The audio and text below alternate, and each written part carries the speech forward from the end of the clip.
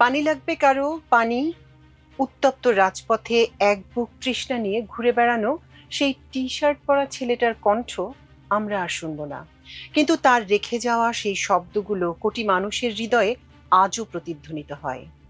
রাজধানীর উত্তরা আজমপুর এলাকার সেই সাহসী তরুণ ছিলেন বাংলাদেশ ইউনিভার্সিটি অফ প্রফেশনালসের MBA শিক্ষার্থী মীর মাহফুজুর রহমান মুগ্ধ। 18 জুলাই 2024 উত্তরায় যখন বুলেটের আঘাতে স্তব্ধ হয়ে গিয়েছিল মুগ্ধর কণ্ঠ, তখন থেকে শুরু হয়েছিল এক নতুন ইতিহাসের পথ চলা। একই দিনে সাভারের রাজপথে বিশ্ব দেখেছিল নিষ্ঠুরতার এক চরম রূপ। Military institute of science and টেকনোলজির মেধাবী ছাত্র শাইখ আসাবুল ইয়ামিন গুলিবিদ্ধ মুমূর্ষু শরীরটাকে যখন পুলিশের সাঁজোয়া যান থেকে নির্মমভাবে রাস্তায় আছড়ে ফেলা হচ্ছিল, তখন কেঁদে উঠেছিল পুরো বাংলাদেশ। আর ধানমন্ডির বুকে মাত্র 16 বছরের এক কিশোর, ঢাকা রেসিডেন্সিয়াল মডেল কলেজের ফারহান ফাইয়াজ, যার চোখ জুড়ে ছিল সুন্দর একটা দেশের স্বপ্ন, তার বুক ঝাঁঝরা করে দেয়া হয়েছিল বুলেটের আঘাতে। মুগ্ধ প্রাণ হারান 18 জুলাই তৃষ্ণার্ত আন্দোলনকারীদের মাঝে পানি ও বিস্কুট বিতরণ করার সময় তার মাথায় গুলিবিদ্ধ হয়ে। মৃত্যুর ঠিক আগ মুহূর্তে হাতে পানির বোতল নিয়ে ছুটে চলার সেই দৃশ্য সামাজিক যোগাযোগ মাধ্যমে ছড়িয়ে পড়লে তা কোটি মানুষের হৃদয়কে নাড়া দেয়। মুগ্ধের এই অকাল ও নির্মম মৃত্যু শুধু একটি পরিবারের শোকের ঘটনা হয়েই থাকেনি, নিজের জীবন বিলিয়ে দিয়ে তিনি হয়ে উঠেছেন সাহস, সহমর্মিতা ও অনন্য মানবিকতার প্রতীক। বাংলাদেশের ইতিহাসে গৌরবোজ্জ্বল ও গুরুত্বপূর্ণ অধ্যায় অসংখ্য আত্মত্যাগের গল্পের মাঝে মীর মাহফুজুর রহমান মুগ্ধ নামটি আজ অমর অনুপ্রেরণা। 1998 সালের 9 অক্টোবর জন্মগ্রহণ করেন মুগ্ধ। খুলনা বিশ্ববিদ্যালয়ের গণিত বিভাগ থেকে স্নাতক সম্পন্ন করার পর মুগ্ধ বিইউপিতে MBA-তে ভর্তি হন। পড়াশোনার পাশাপাশি ফ্রিল্যান্সিংয়েও তিনি ছিলেন সফল। মেধাবী এই তরুণ যুক্ত ছিলেন বাংলাদেশ স্কাউটসের সঙ্গেও।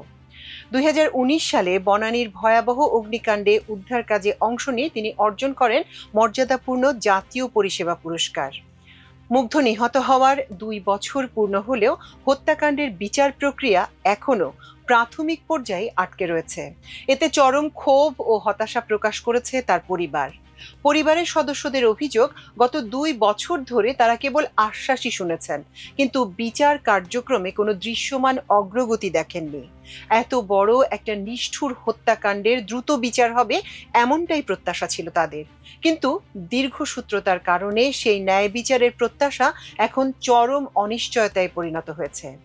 আসামিদের মধ্যে রয়েছেন তৎকালীন ঢাকা 18 আসনের সংসদ সদস্য মোহাম্মদ হাবিব হাসান, তৎকালীন ডিএমপি কমিশনার হাবিবুর রহমান, উত্তরা বিভাগের তৎকালীন উপ পুলিশ কমিশনার কাজী আশরাফুল আজিম, অতিরিক্ত উপ police commissioner Mirza Salauddin, ADC Mohammad Touhidul Islam. Mugdho হত্যার পর সরকারের পক্ষ থেকে গণভবনে যাওয়ার প্রস্তাব এলেও পরিবার তা প্রত্যাখ্যান করেছিল, এমন দাবি করেন তার যমজ ভাই মীর মাহবুবুর রহমান স্নিগ্ধ।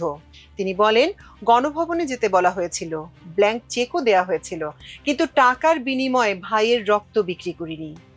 জুলাই গণ অভ্যুত্থানের সময় উত্তরায় সংঘটিত ব্যাপক হত্যাযজ্ঞের বিবরণ দিয়ে আন্তর্জাতিক অপরাধ ট্রাইব্যুনালে আনুষ্ঠানিক অভিযোগ দাখিল করেছে প্রসিকিউশন।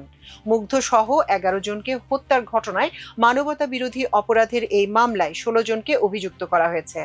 ট্রাইব্যুনালের অবকাশকালীন ছুটি শেষ হওয়ার পর দ্রুতই এসব মামলার বিচার কার্যক্রম এগিয়ে নেওয়া হবে বলে জানা গেছে।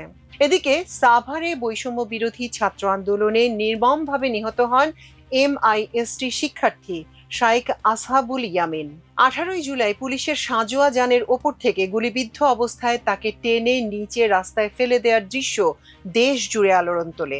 এ ঘটনায় দায়েরকৃত হত্যা মামলায় জড়িত সন্দেহে ইতিমধ্যে পুলিশ সদস্য মাহফুজ ও সোহেল মিয়া সহ একাধিক ব্যক্তিকে গ্রেপ্তার করা হয়েছে।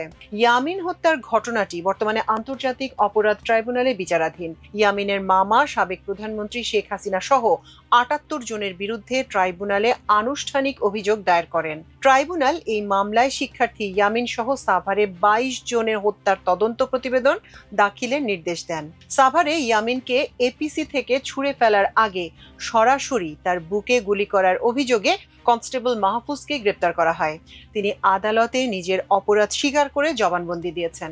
ঘটনার পর থেকে দীর্ঘদিন পলাতক থাকার পর নারায়ণগঞ্জের রূপগঞ্জ থেকে পুলিশের সহকারী উপপরিদর্শক মোহাম্মদ আলীকে গ্রেপ্তার করে আন্তর্জাতিক অপরাধ ট্রাইব্যুনালের তদন্ত সংস্থায় হস্তান্তর করা হয়। 23 বছর বয়সী ইয়ামিন ছিলেন military institute of science and technology computer বিজ্ঞান ও প্রকৌশল বিভাগের 4র্থ বর্ষের ছাত্র।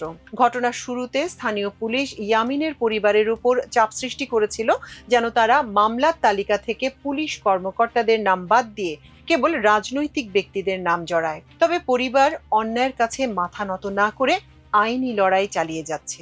এবার বলবো মাত্র 16 বছর বয়সী ফারহান ফাইয়াজের কথা। ওই দিন রাজধানীর ধানমন্ডিতে কোটা সংস্কার আন্দোলনে পুলিশ ও আওয়ামী লীগ নেতাকর্মীদের হামলায় নিহত হয় সে। ওই দিন রাতেই রূপসার বরপা এলাকায় জানাজা শেষে সামাজিক কবরস্থানে তাকে দাফন করা হয়। বাবা শহীদুল ইসলাম ভুইয়া ও মা ফারহানা রহমান দিবার একমাত্র সন্তানকে হারিয়ে দিশেহারা হয়ে পড়েছিলেন। ফাইয়াজের স্বপ্ন ছিল সে বিজ্ঞানী হবে। ফ্যাসিস্ট হাসিনার মদতপুষ্ট বাহিনীর মুহুর্মুহু গুলির মুখে ফাইয়াজের সেই স্বপ্ন অঙ্কুরেই বিনষ্ট হয়ে যায়। সেদিন শিক্ষার্থীদের বৈষম্য বিরোধী আন্দোলনে অংশ নিতে সহপাঠীদের সঙ্গেই রাস্তায় নেমেছিল ফাইয়াজ। বিকেল 3:30টার পর রাজধানী ধানমন্ডি 27 নম্বর এলাকায় কোটা সংস্কারের দাবিতে আন্দোলনকারীদের সাথে দফায় দফায় সংঘর্ষ, ধাওয়া পাল্টা ধাওয়ার সাথে চলতে থাকে বৃষ্টির মতো পুলিশের রাবার বুলেট, গুলি ও কাঁদানি গ্যাস নিক্ষেপ। সেখানেই ফারহান ফাইয়াজ গুলিবিদ্ধ হয়। গুলিবিদ্ধ হওয়ার পর তার সহপাঠীরা ওয়াসিফ মুনিম সহ অন্যান্যদের সহযোগিতায় একটি অ্যাম্বুলেন্সে করে মোহাম্মদপুর সিটি হাসপাতালে নিয়ে গেলে তিনি সেখানেই শাহাদাত বরণ করেন। তার কোমল শরীরে রাবার বুলেটের অনেক ক্ষত ছিল। বুলেটে তার শরীর ঝাঁঝরা হয়ে গিয়েছিল। এদিকে আহত হলেও বেঁচে যান ফারহান ফাইয়াজের সহপাঠী ওয়াসিফ মুনিম। ফারহান ফাইয়াজের মৃত্যুর পর শিক্ষার্থীদের আন্দোলনে যোগ হয় নতুন মাত্রা। কোটা সংস্কার আন্দোলন স্বৈরাচার পতন আন্দোলনের রূপ নেয়। আন্তর্জাতিক অপরাধ ট্রাইব্যুনালে দায়েরকৃত এ মামলায় মোট 28 জন আসামির বিরুদ্ধে অভিযোগ গঠন করে বিচার শুরুর আদেশ দেওয়া হয়েছে। সাবেক প্রধানমন্ত্রী শেখ হাসিনা সহ 34 জনের বিরুদ্ধে হত্যা ও গণহত্যার অভিযোগ আনা হয়েছে। 28 জন আসামির মধ্যে 4 জন গ্রেপ্তার হয়ে কারাগারে আছেন। অপরদিকে ডিএমপির সাবেক কমিশনার হাবিবুর রহমান ও সাবেক অতিরিক্ত ডিআইজি প্রলয় কুমার জোয়ারদার সহ 24 জন আসামি পলাতক রয়েছেন।